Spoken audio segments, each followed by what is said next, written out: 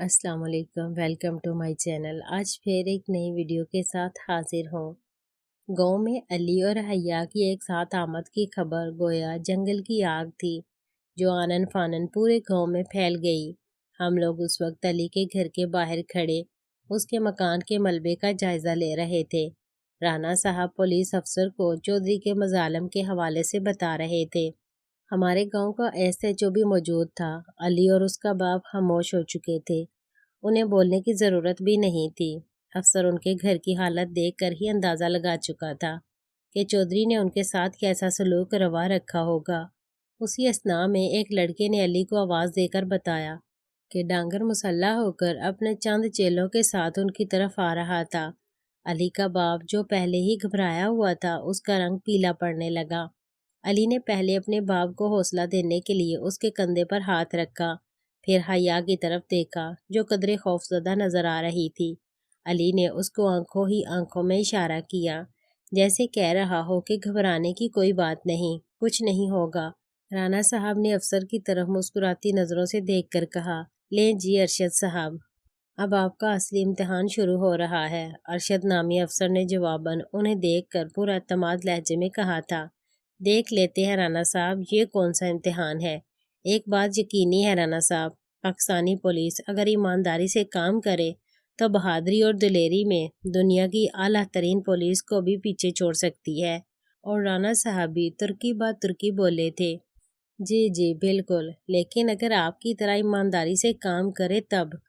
Police افسر رانا صاحب کی بات میں اپنے محکمے پر کیا گیا دبا دبا سا طنز سن کر مسکرا دیا تھا۔ ڈانگر کی آمد ایک گاڑی پر ہوئی تھی۔ پولیس والے چوکنے ہو کر کھڑے ہو چکے تھے۔ ڈانگر گاڑی سے اتر کر جو ہی آگے بڑھا، ایس پی نے انہیں ہتھیار پھینکنے کا کہا، لیکن اس نے جیسے بات سنی ہی نہیں تھی۔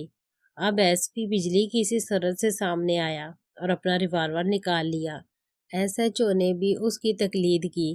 پولیس والے اس کے ایک اشارے کے منتظر تھے۔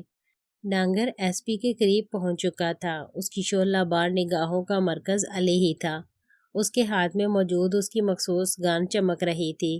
اسے جیسے اپنے لیے ایک تازہ اور جوان شکار ملنے کی خوشی تھی، لیکن ابھی وہ وقت نہیں آیا تھا۔ علی اور اس کے درمیان ایس پی اور پولیس کی نفری دیوار بن کر کھڑی تھی۔ ایس پی نے آخری تنبیہ کے طور پر اسے روکنے کا کہا اور ساتھ ہی ایک ہوائی فائر بھی کر دیا۔ ڈانگر جیسے خواب سے جاگا۔ ایس پی نے اسے دوبارہ تنبیہ کی۔ ڈانگر نے غصے سے کچھ کہنا چاہا، لیکن پولیس والوں نے اسے ساتھیوں سمیت چاروں طرف سے گھیر لیا۔ ان کے ہاتھوں میں موجود گنوں کا رخ ڈانگر اور اس کے ساتھیوں کے سینوں کی طرف تھا۔ یقیناً ایس پی نے انہیں اشارہ کر دیا تھا۔ ڈانگر اور اس کے ساتھی گرفتار ہو چکے تھے۔ پولیس والے اب ان کی دھلائی کر رہے تھے۔ تھوڑی دیر گزری ہوگی کہ ایک اور واقعہ ہو گیا۔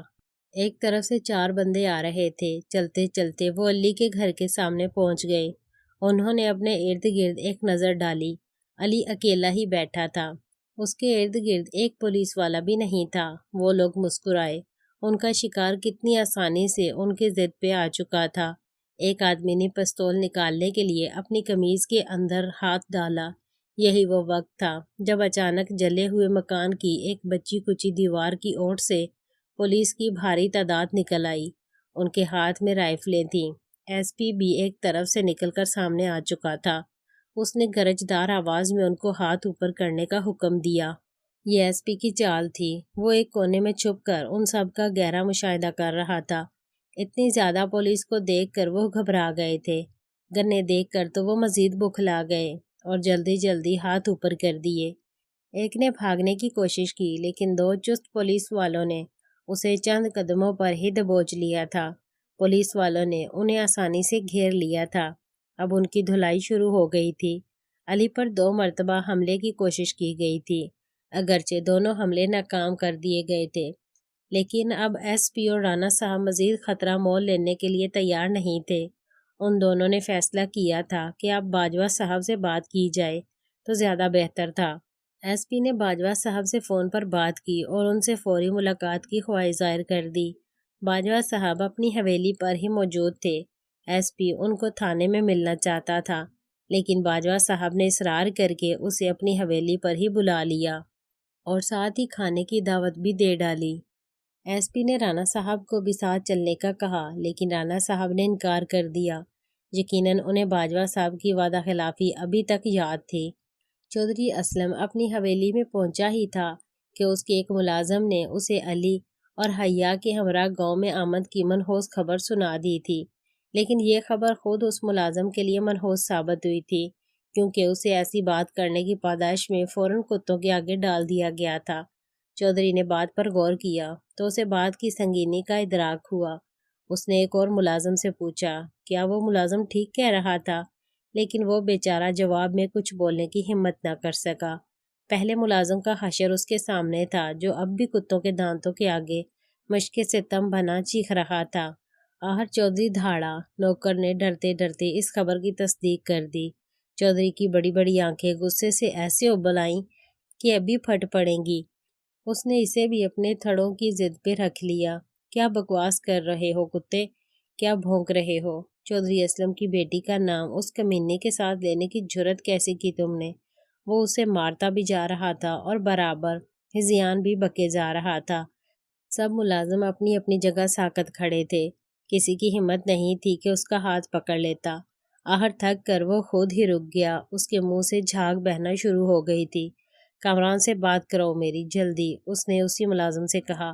وہ بیچارہ جو ابھی پٹنے کے بعد اپنے آپ کو سنبھالنے کی کوشش کر رہا تھا، اپنی تکلیف بھول کر موبائل نکالنے لگا۔ جلدی، چودھری پھر سے دہاڑا تھا اور نوکر کے ہاتھ سے موبائل گرتے گرتے بچا۔ آخر اس نے جیسے تیسے کر کے کامران کا نمبر ملایا، لیکن یہ کیا، نمبر تو بند تھا۔